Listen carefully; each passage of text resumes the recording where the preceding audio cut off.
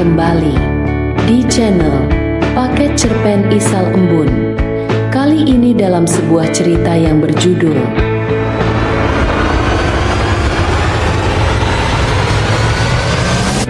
Mencuri Kucingnya Om Benny.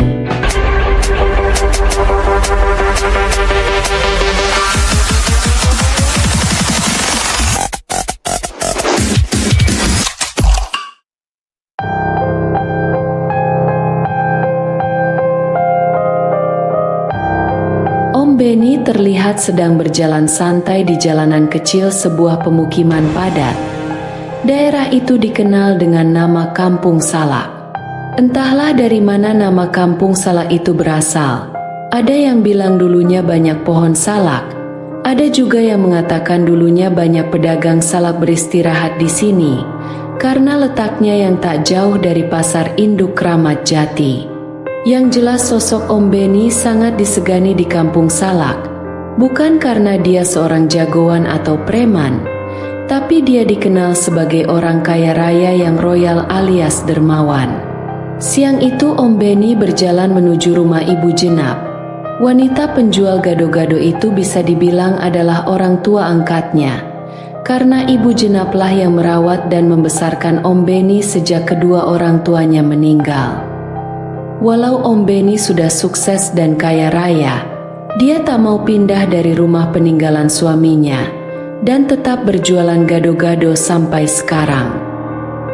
Dua orang pemuda tanggung sudah menunggu Om Benny di depan rumah Ibu Jenap. Mereka adalah Ojak dan Adit. Mereka berdua mau melaporkan barang rongsokan yang sudah berhasil dikumpulkan warga Kampung Salak. Barang rongsokan itu berupa besi, kardus, plastik dan barang-barang bekas lain yang dikumpulkan di sebuah gudang besar di kampung itu, yang nanti akan dijual kepada Om Benny. Hasil penjualannya akan diatur oleh warga Kampung Salak. Itulah salah satu bisnis dari Om Benny. Apa sudah beres? Tanya Om Benny kepada kedua pemuda itu. Ojak dan Adit memperlihatkan catatan yang mereka bawa. Om Benny tersenyum sambil mengatakan, kalau uang hasil penjualan barang rongsokan akan diberikan kepada Pak Wawan yang merupakan ketua RT setempat. Sambil menggendong dan mengelus Dominik, kucing kesayangannya, Om Benny lalu masuk ke dalam rumah Ibu Jenap. Ojak dan Adit berjalan meninggalkan rumah Ibu Jenap menuju rumah Pak RT Wawan. Dalam perjalanan Ojak berkata kepada Adit, "Itu si Dom-Dom, makin keren aja kalau gua lihat." Dom-Dom atau Dominik adalah nama kucingnya Om Benny. Kucing berjenis Bengal itu mempunyai warna seperti seekor macan. Adit setuju dengan perkataan Ojak. Di samping mempunyai warna bulu yang bagus, harga kucing jenis Bengal itu katanya sangat mahal.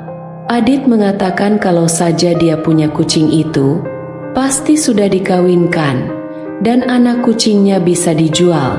Tentu anaknya saja bisa mahal harganya. Tiba-tiba Ojak mempunyai ide di kepalanya.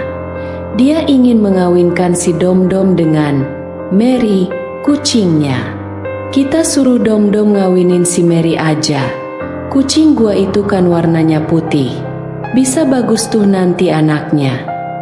Adit sepertinya kurang setuju.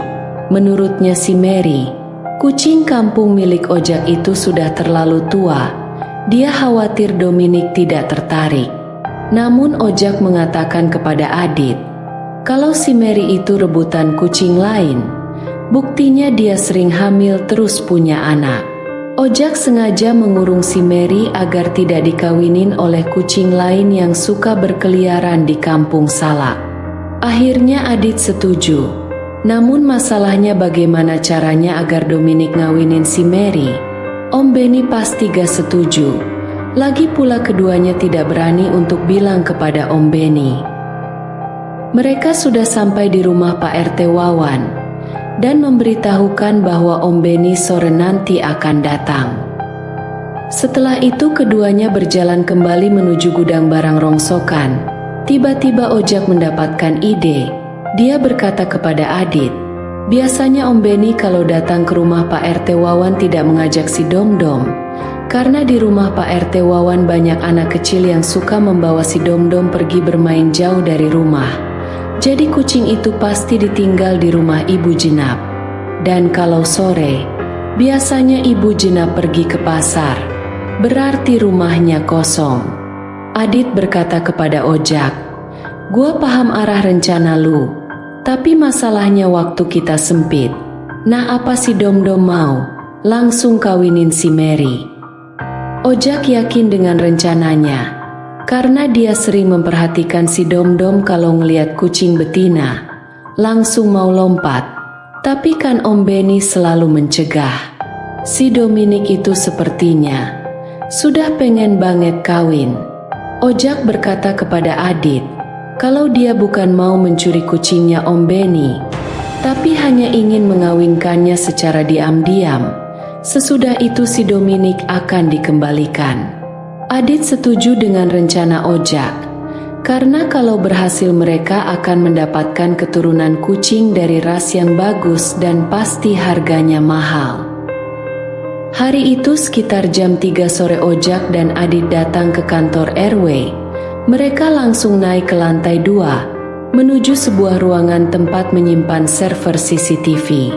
Adit mengatakan bahwa dia akan mematikan kamera CCTV di lingkungan Kampung Salak. Yang menjadi pertanyaan berapa lama CCTV ini akan dimatikan, karena kalau terlalu lama bisa berbahaya, karena kalau ada kejadian di kampung ini, bisa tidak terpantau. Ojak mengusulkan bagaimana kalau sekitar 40 menit, dia akan bergerak cepat, mengambil si Domdom dari rumah Ibu Jenap, mengawinkannya dengan si Mary, lalu segera mengembalikannya. Adit setuju dan mengatakan, kalau rencana akan dijalankan setelah Om Beni sampai ke rumah Pak RT Wawan.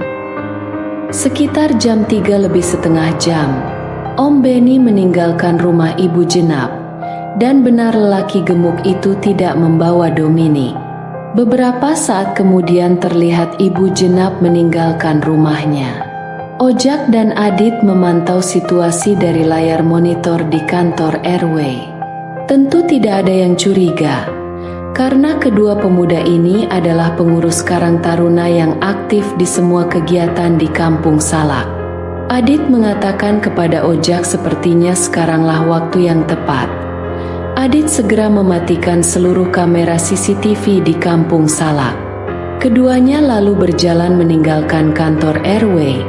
Ojak membawa sebuah keranjang ayam. Rencananya Dominic akan ditaruh di keranjang itu. Sesampai di depan rumah Ibu Jenap, keduanya memperhatikan suasana di sekitar rumah itu. Setelah merasa kondisi aman, Ojak masuk ke dalam rumah Ibu Jenap yang hanya dikunci slot dari dalam. Sementara Adit memantau situasi di depan rumah. Ojak melangkah masuk ke dalam rumah Ibu Jenap. Dia mencari keberadaan Dominic. Setelah mencari, akhirnya dia melihat kucing itu sedang tidur di ranjang tidurnya. Perlahan dia menghampiri kucing itu lalu membelainya. Dominic sudah banyak mengenal orang-orang di Kampung Salak, termasuk Ojak.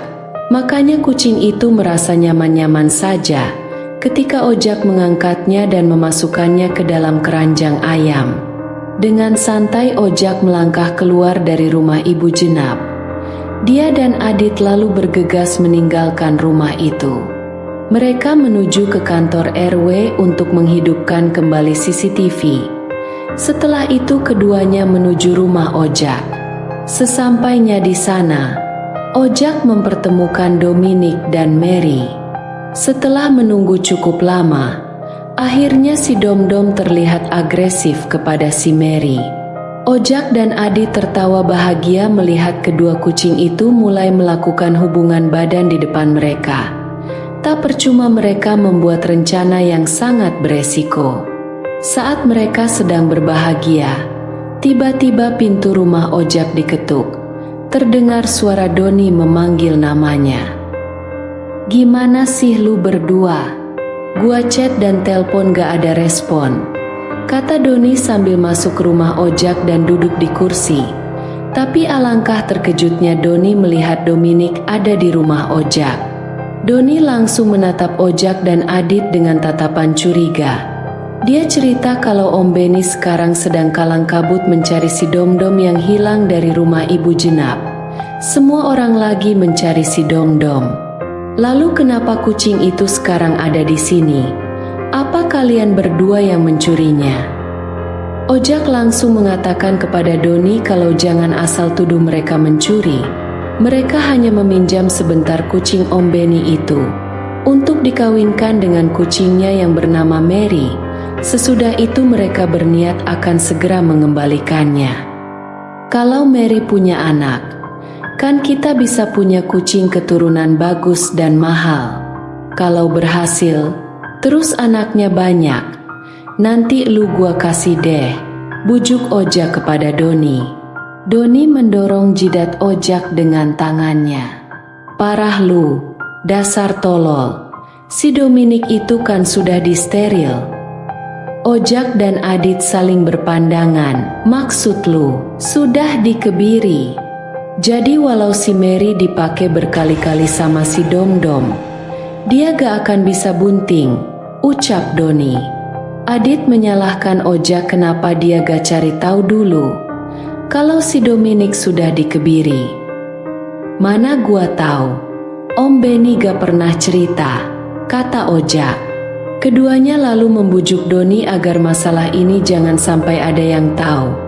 Doni yang merasa jengkel kepada kedua temannya itu, merasa kasihan juga kalau Om Beni sampai tahu, mereka berdua bisa diusir dari kampung ini.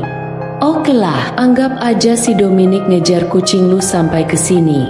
Sekarang kita bawa si Dominik ke Om Beni. Baru saja Doni selesai berbicara, terdengar suara piring jatuh di dapur. Astaga! Si Dominik ngejar si Mary keluar lewat jendela, teriak Ojak dengan nada panik. Ketiganya lalu mencari kucing itu di belakang rumah. Sekilas mereka melihat Dominik naik, terus berlari di atas genting rumah, lalu melompat ke rumah lain, dan pindah ke rumah lain sambil terus mengejar si Mary. Mereka bertiga terus mengejar, sampai akhirnya kedua kucing itu turun ke pagar tembok, lalu turun ke perkarangan sebuah rumah yang banyak ditumbuhi pohon. Ketiganya berhenti di depan pintu pagar rumah itu. Mereka nampak ragu untuk membuka pintu pagar yang terbuat dari kayu. Waduh, bahaya nih, ucap Adit. Rumah itu adalah rumah Mbah Cokro, yang dikenal sebagai ahli supranatural. Warga di kampung salah enggan berurusan dengan Mbah Cokro, karena orangnya saklek, bicaranya pun ketus. Ketiganya memberanikan diri membuka pagar rumah Pak Cokro. Mereka melihat Dominik sedang berada di atas meja, yang di situ terdapat kendi kecil terbuat dari tanah liat. Melihat ketiganya datang, kucing itu melompat ke bawah dan masuk ke dalam rumah Pak Cokro. Namun saat melompat Dominik menyenggol kendi itu, hingga jatuh dan pecah. Opo itu? Suara seorang laki-laki tua dengan logat Jawa yang kental terdengar dari dalam rumah. Ketiganya tak menjawab. Mereka perlahan mundur ingin meninggalkan rumah itu. Namun sayangnya, Mbah Cokro sudah berdiri di depan pintu rumahnya dengan tatapan mata yang tajam. Ojak berkata bahwa mereka hanya ingin mengambil Dominik, kucingnya Om Beni yang tadi ada di atas meja. Mbah Cokro duduk di kursi. Dia melihat pecahan kendi yang berserakan di lantai. Ojak mengatakan bahwa Dominik yang menyenggol kendi itu hingga jatuh dan pecah. Mbah Cokro lalu menepuk-nepuk meja di sebelahnya. Dan tak disangka Dominik keluar dari dalam rumah dan langsung duduk di atas meja.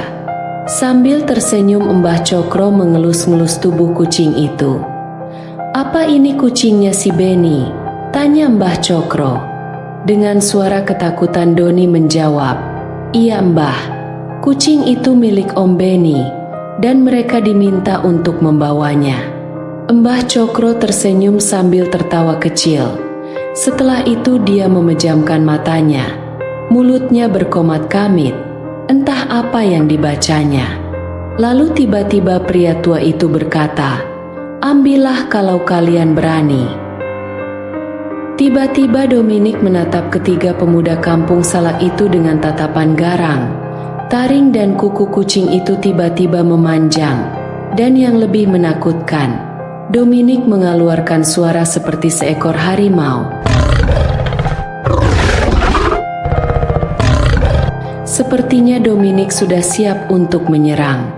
Ojak berkata kepada kedua temannya, mereka harus cepat pergi dari sini, karena kalau tidak, mereka bisa menjadi sasaran Dominik yang telah berubah wujud mirip seekor macan.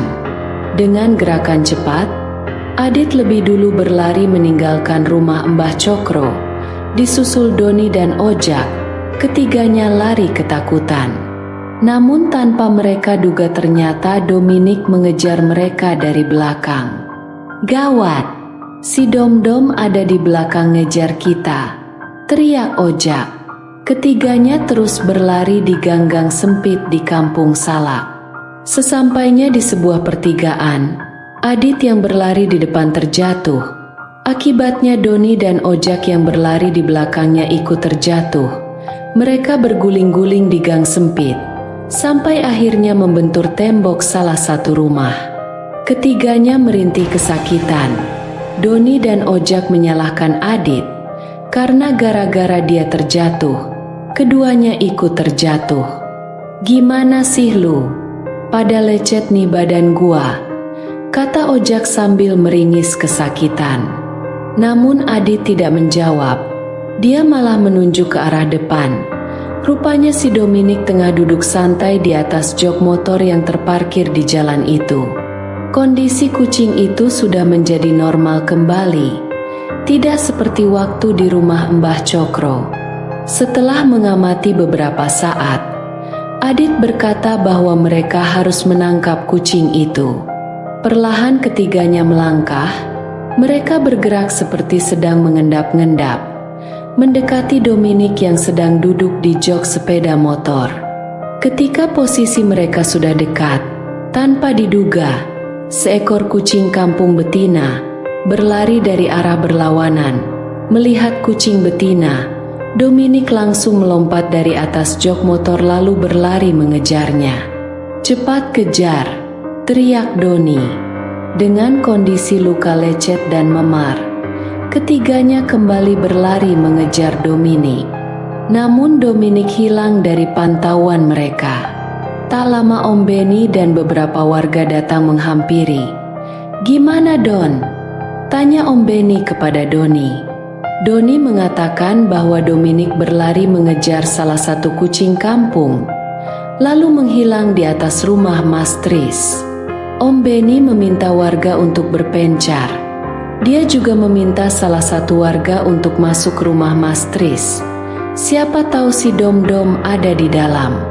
Warga yang membantu mencari kucingnya Om Beni semakin lama semakin banyak. Sudah hampir 50 orang. Mereka berpencar mencari ke segala pelosok kampung Salak. Hampir menjelang waktu maghrib, Dominik belum juga diketemukan. Om Beni nampak khawatir dengan kucing kesayangannya itu. Doni yang berada di dekat Om Beni sesekali melirik ke arah Ojak dan Adit. Ini semua terjadi karena ulah mereka berdua. Setelah waktu Isya, para warga kampung Salak kembali berkumpul di lapangan bulu tangkis.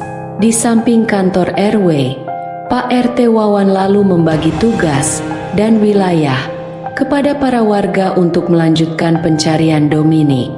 Setelah hampir sejam pencarian, Pak RT Wawan mendapatkan info bahwa salah satu pedagang buah di Pasar Induk Keramat Jati melihat seekor kucing yang warna bulunya seperti macan.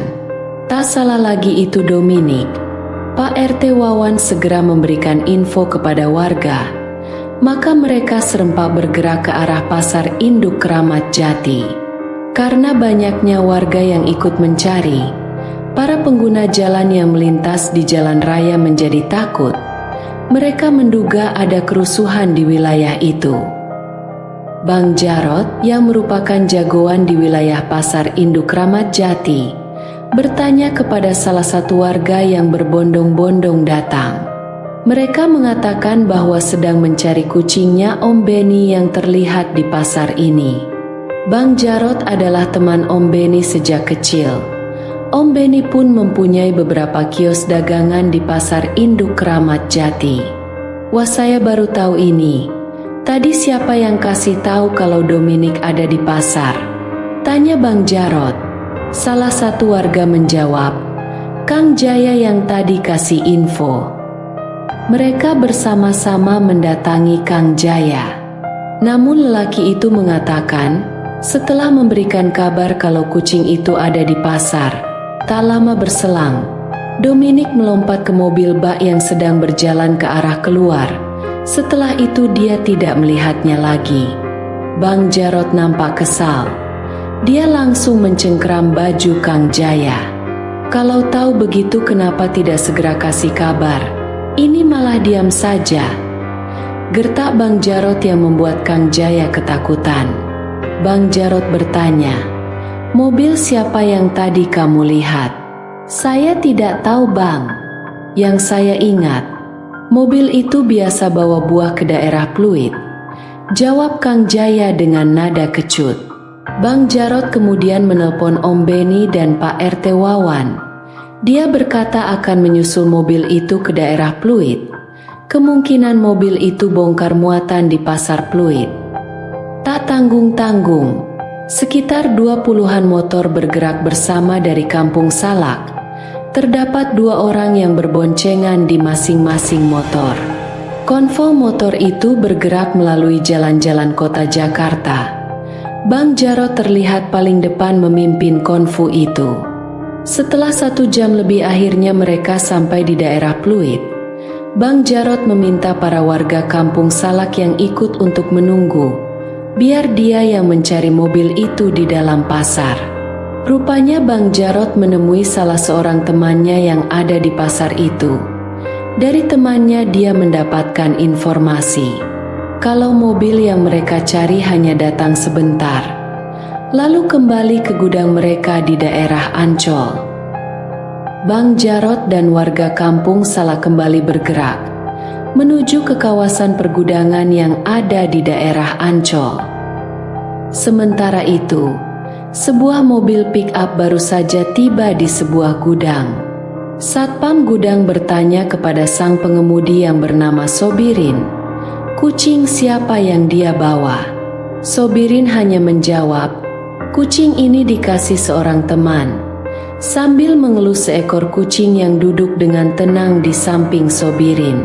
Satpam itu mengatakan bahwa si bos sedang ada di dalam dan meminta Sobirin untuk segera menurunkan barang. Setelah menurunkan beberapa kardus buah, Sobirin berjalan sambil menggendong kucing yang tak lain adalah Dominik. Pria itu nampak senang karena tiba-tiba ada kucing sebagus itu di mobilnya. Tiba-tiba ada suara yang memanggilnya, "Hei kamu kesini." Rupanya sang bos yang memanggil Sobirin. Pria Cina dengan sejumlah tato di lengannya bertanya kepada Sobirin, dari mana dia mendapatkan kucing sebagus itu. Jawaban Sobirin tetap sama, kucing ini pemberian temannya. Namun sang bos bukanlah satpam gudang, dia hanya tersenyum, lalu bertanya, kata teman kamu, itu kucing jenis apa? Sobirin bingung mendapatkan pertanyaan itu. Dia menjawab apa yang dia pernah dengar tentang jenis kucing. Katanya ini kucing Persia bos, jawab Sobirin. Sang bos melangkah mendekati Sobirin. Dia mengancam agar jangan coba-coba membohongi dirinya. Sobirin tahu siapa bosnya. Dia takut. Akhirnya dia berterus terang mengenai kucing yang dibawanya. Kucing itu tiba-tiba sudah ada di mobilnya. Dengan berat hati, Sobirin memberikan Dominik kepada bosnya. Sang bos membawa Dominik ke sebuah ruangan yang ada di dalam gudang. Sambil duduk di sofa, pria itu mengamati kalung berbandul koin emas yang melingkar di leher Dominic. Di tengah koin, tertulis huruf D, lalu di atasnya tertulis Dominic, serta di bawah ada tulisan Benny. Sang bos hanya tersenyum sambil mengelus-ngelus kepala Dominic. Kucing itu nampak tenang di pangkuan pria yang baru saja ditemuinya.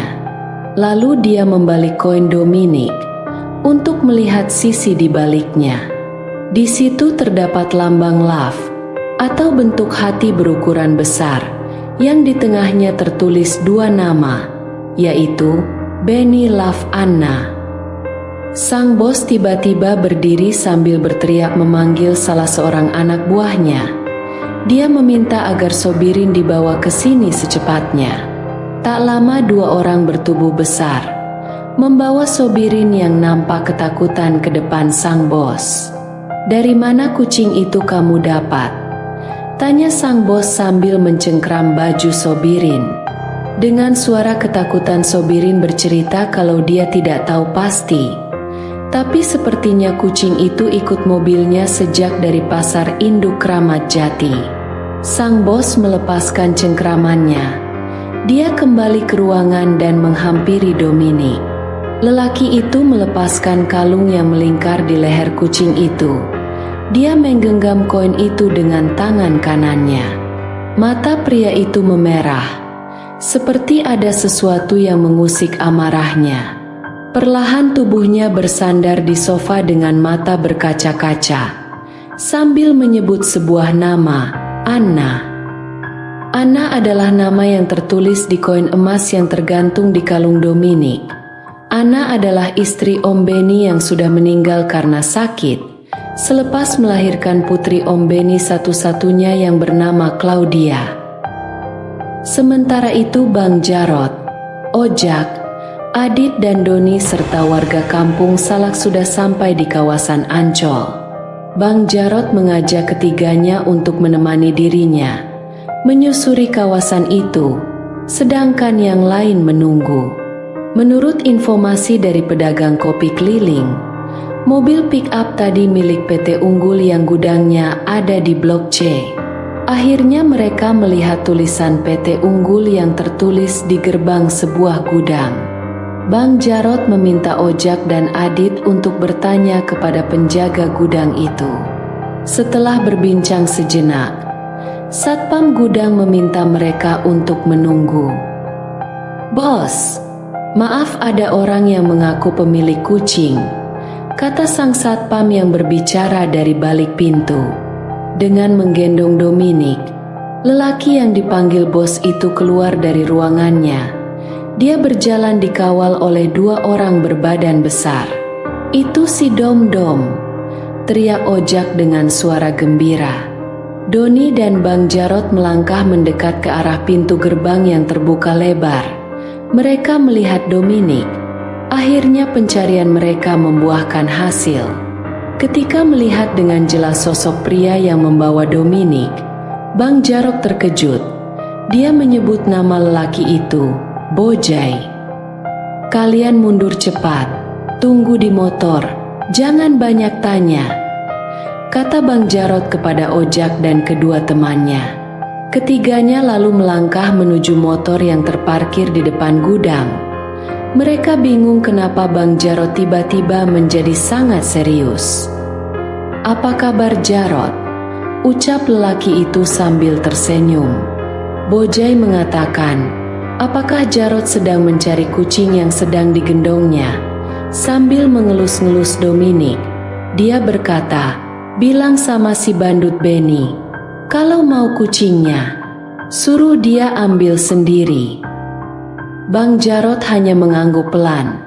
Dia seperti sudah tahu dengan siapa dia berhadapan, dan dia lebih memilih menghindar. "Kita pergi dari sini," ucap Bang Jarot. Ketiganya meninggalkan lelaki yang bernama Bojai. Mereka langsung kembali ke kampung Salak. Di rumah Pak RT Wawan, Om Benny sedang berbicara dengan Bang Jarot. "Gua gak nyangka sama sekali, Kalau Dominic bisa ada sama Bojai, "Lu harus hati-hati Ben," kata Bang Jarod.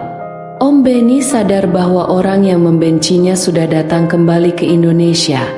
Bojai bisa dibilang adalah musuh lamanya.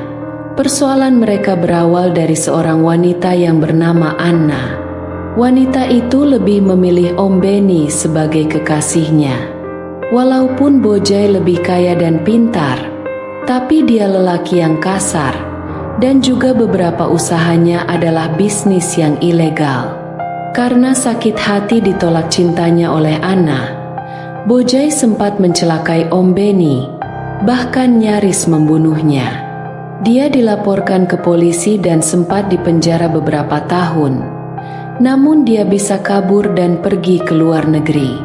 Sekarang Bojai telah kembali, dan dendamnya terhadap Om Benny masih sangat membara. Om Benny mengatakan kalau Bojai tidak terima ketika tahu kalau Anna meninggal. Dia menyalahkan Om Benny sebagai penyebab kematiannya. "Jadi kita sekarang gimana?" tanya Bang Jarod. Om Benny mengatakan kalau dia akan menemui Bojai. Namun Bang Jarod tidak setuju. "Lo tahu kan Ben, Bojai itu bukan preman, tapi dia mafia," kata Bang Jarod. Pak RT Wawan pun setuju dengan apa yang dikatakan oleh Bang Jarod. Menghadapi orang seperti Bojai harus sangat hati-hati. Dia orang yang berbahaya. Ojak, Adit dan Doni mendengarkan percakapan ketiga tokoh kampung Salak dari teras rumah Pak RT Wawan. Ojak dan Adit terlihat menyesal dengan apa yang mereka perbuat. Masalah kucing yang bernama Dominic sekarang melebar menjadi masalah Om Benny dengan musuh lamanya, Bojai. Om Benny mengatakan kalau dia tidak menemui Bojai, maka dia yang akan datang ke sini untuk menemuinya. Masalahnya Om Benny tidak mau melibatkan warga di kampung ini. Bisa terjadi bentrokan dan akan menimbulkan korban. Malam sudah larut. Percakapan itu berakhir tanpa titik terang. Om Benny berjalan lesu meninggalkan rumah Pak RT Wawan. Sesampainya di depan rumah ibu jina pria gemuk itu nampak berhenti sejenak. Lantas kembali berjalan menuju jalan raya tempat dia biasa menaruh mobilnya. Ojak melaporkan kepada Pak RT Wawan kalau Om Benny baru saja pergi dengan mobilnya. Sejurus kemudian, sebuah mobil Avanza bergerak mengikuti mobil Pajero hitam milik Om Benny. Doni yang mengemudikan mobil Avanza bersama Bang Jarod, Ojak, dan Adit. Mereka yakin kalau Om Benny akan menemui Bojai. Benar saja, Pajero hitam itu mulai memasuki kawasan pergudangan di daerah Ancol dan berhenti di depan gudang PT Unggul milik Bojai. Bang Jarod meminta Doni untuk menghentikan mobilnya. "Kita pantau dari sini saja," kata Bang Jarod. Om Benny membunyikan klakson beberapa kali. Lalu dia turun dari mobilnya dan berkata kepada penjaga, "Bilang sama bos kamu, Benny sudah datang." Tak lama, pintu gudang dibuka lebar-lebar. Seorang pria keturunan Cina dengan banyak tato di lengannya berjalan santai menghampiri Om Benny yang masih berdiri di depan gudang. Lelaki itu tersenyum tipis. "Apa kabar Ben? Datang juga lo ke sini?" Om Benny menanyakan di mana Dominic. Dia datang untuk mengambil kucing itu. Dengan santai Bojai menunjuk ke sebuah ruangan yang ada di dalam gudang. "Kucing lo ada di sana. Ambil aja sendiri," kata Bojai mempersilahkan Om Benny masuk ke dalam gudangnya. Om Benny terlihat ragu. Dia tahu ucapan Bojai belum berhenti sampai di situ. Dan ketika Om Benny baru melangkah menuju ke dalam gudang, Bojai melanjutkan ucapannya. "Tapi tukar ya sama pabrik plastik lo. Terus sama tanah lo yang ada di Depok. Gimana?" kata Bojai sambil tersenyum. Om Benny terlihat emosi. Dia merasa diperas dengan cara menyandera kucing kesayangannya. Dengan spontan Om Benny melayangkan sebuah pukulan ke arah Bojai, tapi dengan mudah pukulan itu ditangkis olehnya. Malah Om Benny yang mendapatkan balasan berupa pukulan keras yang mengenai wajahnya. Om Benny langsung jatuh tersungkur, dan sebuah tendangan menyusul, menghantam perut. Om Benny mengerang kesakitan, lalu Bojai menginjak leher Om Benny. Melihat sahabatnya disiksa, Bang Jarot langsung turun dari mobil. Dia berlari sambil mencabut golok yang terselip di pinggangnya. Jagoan kampung Salak itu benar-benar ingin menebas leher musuhnya. Ketika melihat musuhnya sudah dekat, Bojai langsung mengeluarkan pistol dari balik bajunya dan dor, dua tembakan tepat mengenai paha Bang Jarot. Pria itu langsung jatuh tersungkur dengan luka yang mengeluarkan darah. Ojak, Adit, dan Doni berlari sambil mengangkat kedua tangan ke atas, sebagai pertanda bahwa mereka bukan mau menyerang namun hendak menolong. "Ampun Om, biar kami bawa Om Benny dan Bang Jarot pergi dari sini," kata Ojak dengan suara memohon. Bojai menempelkan moncong pistolnya ke wajah Om Benny. "Gua kasih lo kesempatan sekali lagi buat ambil kucing lo," ucap Bojai. Lalu pria itu dengan santai berjalan masuk ke dalam gudang. Ojak dan Doni segera mengangkat tubuh Bang Jarot ke dalam mobil sementara Adit membantu Om Benny. Mereka segera meninggalkan kawasan pergudangan itu. Om Benny mengatakan bahwa dia sudah menelpon Dr. Hendy agar segera bersiap di kliniknya untuk menangani Bang Jarot. Esok harinya, Pak RT Wawan bersama Om Benny datang ke rumah Mbah Cokro. Di sana sudah terlihat Pak Rohman yang merupakan ketua RW di wilayah itu. Mereka akan membahas permintaan Bang Jarot sebagai salah satu dari 5 sesepuh kampung Salak yang meminta untuk mengizinkan para pemudanya membalas tindakan Bojai.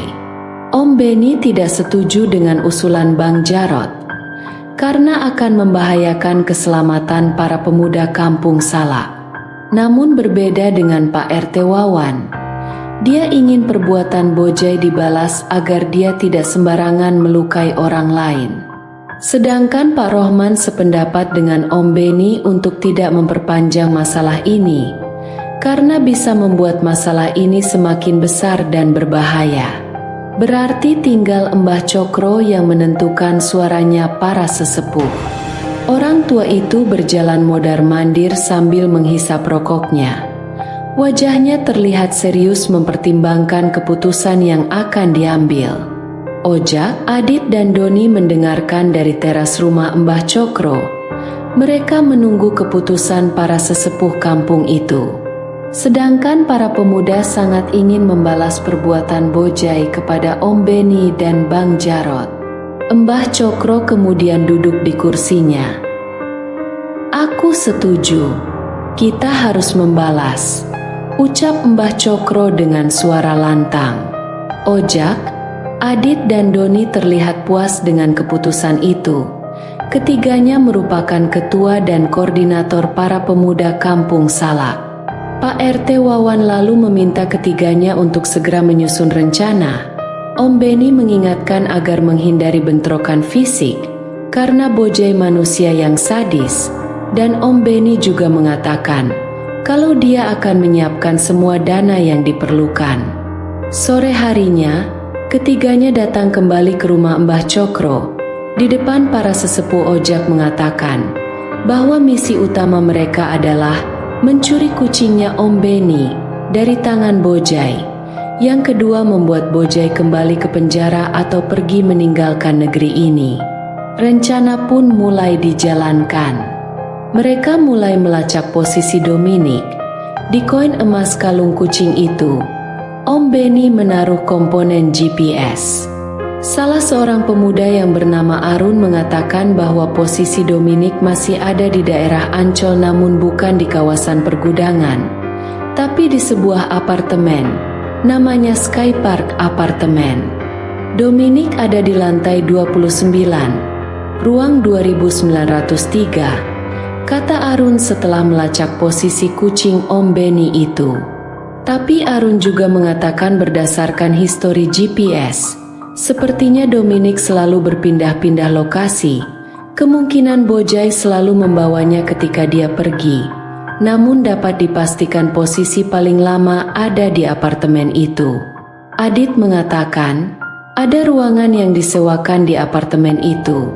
Mereka akan lebih mudah memantau jika posisi mereka ada di dalam. Akhirnya mereka memutuskan untuk menyewa sebuah kamar di apartemen itu selama 3 hari. Ojak mengatakan untuk mengalihkan perhatian Bojai, mereka harus mempunyai sesuatu yang menarik. Arun mengatakan berdasarkan histori lokasi dari Dominic, sering sekali dia dibawa ke kawasan Pulau Seribu, dan waktunya sore sampai malam hari. Ojak berkata kepada teman-temannya kalau begitu kita mulai pengamatan dari dermaga pantai Marina di kawasan Ancol. Kalau Bojai memiliki speedboat pasti dia akan berangkat dari dermaga itu. Doni mengusulkan agar mereka juga menyewa speedboat, perahu karet, dan alat selam dan sebaiknya mereka juga menyewa salah satu villa di Pulau Bidadari untuk pos pengamatan di laut. Rencana akhirnya dijalankan. Om Benny tak tanggung-tanggung sudah memberikan uang 1 miliar kepada Ojak dan kawan-kawan untuk mendanai operasi mereka. Arun, Adit dan Mas Tris masuk ke salah satu ruang di apartemen Sky Park. Mas Tris bekerja di salah satu pabrik di Cikarang. Dia seorang teknisi handal. Ketiganya sudah menyewa sebuah kamar di lantai 30. Sedangkan posisi Bojai dan Dominic ada di lantai 29. Arun mengatakan bahwa Dominic termonitor masih berada di apartemen itu. Ada kemungkinan Bojai juga berada bersamanya. Menjelang sore, Mas Tris turun ke bawah. Dia duduk di lobi apartemen. Beberapa saat kemudian 2 orang lelaki berbadan besar datang dan duduk di lobi. Mas Tris mengarahkan jam tangannya ke arah kedua pria itu. Jam yang ada kamera tersembunyi. Adit mengenali kedua orang itu. Mereka bodyguardnya Bojai. Gua lihat mereka malam itu waktu di gudang, kata Adit. Mereka menduga Bojai akan segera meninggalkan apartemen. Dan benar, Arun melihat pergerakan dari Dominic dari layar tape-nya. Mas Tris harus mengetahui mobil yang digunakan oleh Bojai. Dia ingin menempelkan alat GPS untuk melacak pergerakan orang itu. Mas Tris menunggu di luar pintu. Dia melihat sebuah mobil Pajero hitam dengan mesin yang menyala dan seorang supir yang ada di dalamnya. Sepertinya itu mobilnya, pikir Mas Tris. Dia lalu menghampiri sang supir, berpura-pura meminjam korek api, lalu menjatuhkan koreknya. Di saat memungut korek, dia menempelkan alat pelacak GPS ke bagian bawah mobil itu. Adit segera memberitahu Ojak dan timnya yang sudah standby di sekitar dermaga pantai Marina Ancol untuk memastikannya. Mas Tris mengikuti mereka dengan sepeda motornya. Dugaan mereka benar. 2 mobil berhenti di sekitar dermaga. Bojai terlihat membawa Dominic berjalan ke arah dermaga. 2 orang pengawalnya mengikuti dari belakang. Ojak terus memperhatikan pria itu yang menaiki salah satu kapal speedboat yang bersandar. Dan tak lama speedboat itu bergerak meninggalkan dermaga. Arun terus memantau pergerakan speedboat milik Bojai dengan GPS yang ada di kalung Dominic. Dan dia terus memberikan koordinat speedboat itu kepada Doni dan timnya. Arun berbicara kepada Doni bahwa sepertinya jalur speedboat itu akan memotong jalur kapal besar yang akan bersandar di pelabuhan Tanjung Priok. Pertanyaannya adalah, bukankah hal itu membahayakan? Karena bisa saja terjadi tabrakan dengan kapal lain. Doni yang ditemani oleh Iwan dan Aksan bergerak meninggalkan Pulau Bidadari dengan menggunakan perahu motor. Mereka hendak mengikuti speedboat milik Bojai. Setelah beberapa saat, Arun mengabarkan bahwa speedboat itu memperlambat lajunya. dan dia mengabarkan kepada Doni kalau jarak mereka tidak terlalu jauh dengan Bojai. "Don, sebaiknya lo turunkan jangkar dan gunakan drone untuk melihat dari dekat," ucap Arun yang menghubungi Doni. Doni menghentikan mesin perahu motornya. Terlihat Iwan dan Aksan mempersiapkan sebuah drone yang sudah dilengkapi dengan kamera malam hari untuk memantau speedboat buruannya. Drone terbang di langit malam sesuai koordinat yang telah diberikan. Terlihat sebuah kapal kargo berukuran besar membuang beberapa muatannya ke laut. Muatan yang dibuang itu ternyata sudah diikat dengan pelampung. Aksan yang memonitor melalui kacamata kamera drone mengatakan, sepertinya mereka membuang beberapa muatan ke laut sebelum sampai pelabuhan, dan Bojai mengambil muatan itu. Doni berkesimpulan, kalau begitu Bojai akan membawa muatan itu ke gudangnya di kawasan Ancol. Doni segera menghubungi Ojak dan timnya yang masih berada di sekitar dermaga pantai Marina Ancol. Kemungkinan mereka akan ke gudang membawa muatan, kata Doni yang menghubungi Ojak. Ojak mengatakan kepada timnya bahwa kita harus tahu isi muatan yang mereka ambil dari laut. Untuk itu mereka harus bisa masuk ke dalam gudang. Panjul mengusulkan kepada Ojak, kalau sebaiknya mereka standby di dekat gudang itu, dan menunggu mereka membongkar muatannya. Baru setelah itu kita menyusun rencana. Ojak setuju dengan saran temannya. Mereka berdua bergerak menuju gudang, sementara salah satu teman mereka, Wira, tetap berada di sekitar dermaga. Setelah beberapa saat mengamati dari kejauhan, sebuah mobil box keluar dari gudang. Ojak segera memberikan info kepada Wira. Tak selang berapa lama Wira mengabarkan bahwa kapal speedboat milik Bojai terlihat dan hendak bersandar ke dermaga. Setelah bersandar, terlihat mereka mengeluarkan muatan berupa beberapa plastik besar dan memindahkannya ke mobil box yang terparkir di dekat dermaga. Setelah selesai, Bojai dan rombongan meninggalkan dermaga. Wira mengirimkan pesan kepada Ojak. Mereka sudah meninggalkan dermaga. Ojak dan Panjul masih menunggu di dekat gudang. Mereka berharap rombongan Bojai akan menuju ke sini. Ternyata dugaan mereka benar. Pintu gudang terbuka, dan setelah itu dua mobil masuk ke dalam gudang. Setelah hampir 1 jam mobil Pajero yang digunakan Bojai terlihat meninggalkan gudang. Ojak segera memberitahukan hal itu kepada Adit yang berada di apartemen. "Jadi apa rencana kita?" tanya Panjul. Ojak mengatakan bahwa dia punya rencana untuk masuk ke gudang itu, lalu membakarnya, agar Bojai terpancing untuk datang. Panjul setuju. Dia segera menelpon Wira untuk segera datang ke gudang. "Wirlo ke sini. Beli bensin," kata Panjul yang menelpon temannya. Ojak mengatakan bahwa mereka akan bergerak setelah mendapat info dari Adit. Sementara itu Mas Tris yang sedang bersama Adit terlihat keluar dari kamar apartemen setelah menerima info dari Ojak. Dia terlihat duduk di lobi sambil melihat majalah yang dibawanya. Dan beberapa saat kemudian terlihat Bojai yang sedang membawa Dominik masuk ke dalam apartemen dan langsung menuju lift. Mas Tris segera memberikan informasi mengenai hal itu. Lalu dia bergegas kembali ke kamar apartemen di lantai 30. Sementara itu di dekat gudang PT Unggul milik Bojai, Ojak serta kedua rekannya, Panjul dan Wira telah menerima kabar dari Adit bahwa Bojai sudah kembali ke apartemennya.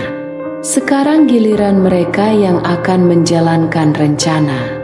Ojak telah menyusun rencana untuk masuk ke dalam gudang. Dia telah meminta Panjul untuk membeli martabak telur dan sate, termasuk es campur. Panjul menyamar sebagai driver ojol yang mengantarkan paket makanan. Dia lalu mengetuk-ngetuk pintu gudang dengan keras. Seorang lelaki terlihat membuka pintu gudang. Panjul langsung mengatakan bahwa dia mengantar pesanan makanan yang dipesan oleh bos untuk karyawannya yang menjaga gudang. Lelaki terlihat senang sekali melihat Panjul membawa martabak, sate dan es campur. Saat memberikan paket makanan yang banyak itu, Panjul izin untuk menumpang ke toilet. Tentu saja dia langsung diperbolehkan. "Silakan, toiletnya ada di belakang sana," kata lelaki itu tanpa curiga sedikit pun. Panjul segera berjalan menuju toilet. Dia melihat ada 4 orang yang ada di gudang itu. Dia segera memberikan informasi kepada Ojak dan Wira yang telah bersiap di depan pintu gudang. Panjul tak masuk ke toilet. Dia mengamati 4 orang itu yang langsung menikmati makanan yang dibawanya di salah satu ruangan. Panjul mengirimkan pesan kepada Ojak, "Cepat masuk." Ojak dan Wira perlahan masuk ke gudang yang pintunya masih terbuka. Panjul pun perlahan melangkah mendekati mereka. Rencana ketiga pemuda dari kampung Salak itu sederhana, yaitu melumpuhkan ke-4 orang di hadapan mereka. Perkelahian tak bisa dihindarkan. Ke-4 orang itu menyerang secara membabi buta. Namun Ojak, Panjul dan Wira bertarung sebagai sebuah tim. Ojak dan Wira menangkis serangan, sedangkan Panjul yang melancarkan serangan balik. Mereka bertiga terlihat menguasai seni bela diri dan terbiasa berkelahi, sehingga tak butuh waktu lama. Ke-4 orang anak buah Bojai mampu dihajar dan akhirnya menyerah. Ojak memeriksa barang yang ada di dalam kantong plastik besar. Ribuan pil ada di dalam plastik itu. Ojak tidak tahu apa jenis pil itu. Namun firasatnya mengatakan ini adalah barang haram. Dia segera memberikan info kepada Adit dan Doni. Setelah itu Wira dan Panjul menyiram beberapa bagian di dalam gudang dengan bensin, lalu membakarnya. Setelah api menyala, Ojak membuat video dari handphone salah satu anak buah Bojai, lalu memberikan kabar kepada bos itu bahwa gudangnya terbakar. Mendengar kabar dari anak buahnya, Bojai langsung bergegas meninggalkan apartemen tanpa membawa Dominik bersamanya. Arun telah menghack sistem CCTV di apartemen Sky Park. Dengan itu, dia dengan mudah melihat pergerakan Bojai yang tergesa-gesa naik mobil dan pergi bersama 2 pengawalnya. Arun memberikan kabar kalau CCTV di apartemen itu sudah dimatikan sementara. Adit dan Mas Tris segera turun lantai 29. Mereka menuju kamar 2903. Keduanya memakai masker. Pintu kamar diketuk. Seorang wanita cantik terlihat membuka pintu. Mas Tris langsung mendorong wanita itu ke dalam lalu membekap mulutnya agar tidak berteriak. Mas Tris membawa wanita itu ke kamar tidur, lalu memaksanya untuk meminum sebotol vodka yang dia bawa. "Habiskan cepat, atau saya pukul," ucap Mas Tris dengan nada mengancam. Setelah dipaksa meminum sebotol vodka, wanita cantik itu sudah mulai mabuk berat, dan tak lama dia jatuh pingsan. Adit segera mengambil Dominik yang sedang duduk di sofa. Kucing jinak itu segera dibawa keluar dari kamar. Adit dan Mas Tris langsung turun ke lobi melalui lift. Sesampainya di bawah, dia berjalan keluar apartemen dengan membawa Dominik. Sebuah mobil Avanza telah menunggunya. Adit pergi dengan mobil itu dengan membawa Dominik, sedangkan Mas Tris masih menunggu di luar. Sebuah sepeda motor berhenti di depan Mas Tris dan memberikannya sebuah plastik hitam. Rupanya Panjul yang memberikan pil dari gudang milik Bojai. Mas Tris lalu kembali ke kamar 2903. Dia menaburkan pil itu ke tempat tidur dan menaruh sisanya di dalam lemari di kamar itu. Setelah itu dia kembali menemui Arun. Keduanya lalu meninggalkan apartemen Sky Park. Misi pertama selesai dan berhasil. Bojai tiba di kawasan itu. Dia melihat 3 buah mobil pemadam sedang memadamkan gudangnya yang terbakar. Dia melihat anak buahnya baru saja diselamatkan oleh petugas pemadam kebakaran dari dalam gudang. Bojai berniat menghampiri mereka untuk menanyakan apa yang terjadi. Namun baru saja dia ingin melangkah, sepatunya seperti menginjak sesuatu. Dia melihat ke bawah, lalu mengambil sesuatu yang diijaknya. Ternyata itu adalah pil miliknya. Dan betapa terkejutnya Bojai saat menyadari jalan yang ada di depan gudang berserakan pil miliknya. Ternyata Ojak dan kedua temannya sengaja telah membuang semua pil-pil ke sekitar gudang agar bisa terlihat. Lalu menelpon pihak pemadam kebakaran dan polisi setempat. Bojai sadar akan bahaya yang ada di depannya. Bila anak buahnya bicara maka dia bisa tertangkap. Bojai melangkah mundur. Dia hendak kembali ke mobil. Namun salah satu anak buahnya melihatnya, lalu memanggilnya, "Bos." "Ah, dasar goblok," kata Bojai. Dia tidak memperdulikan anak buahnya yang memanggil. Bojai langsung pergi meninggalkan gudangnya yang terbakar. Dia kembali ke apartemen Sky Park. Namun ketika memasuki area apartemen itu, dia melihat beberapa mobil polisi. Bojai tidak berani turun dari mobil. Dia meminta pengawalnya untuk memeriksa situasi yang terjadi. Tidak berapa lama pengawal itu kembali dengan tergesa-gesa. "Gawat bos, Claudia ditangkap," kata sang pengawal. Bojai sadar dia adalah seorang buronan. Claudia dan anak buahnya bisa saja buka mulut. Kalau sampai itu terjadi maka akan berbahaya buat dirinya. Bojai berpikir cepat. Sebelum semua terlambat sebaiknya dia harus meninggalkan Indonesia. "Kita ke Bandara Soekarno-Hatta. Saya mau cari hotel di sana." Bojai berpikir kalau dia sebaiknya kembali ke Hong Kong secepatnya. Misi kedua berhasil. Malam itu betapa senangnya Om Benny karena Dominic telah kembali. Dan yang lebih menyenangkan adalah para pemuda kampung Salak menjalankan misinya tanpa ada yang terluka.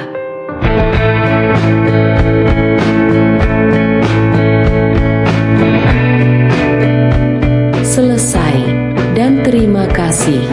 Semoga bahagia bagi Anda dan keluarga. Wassalam.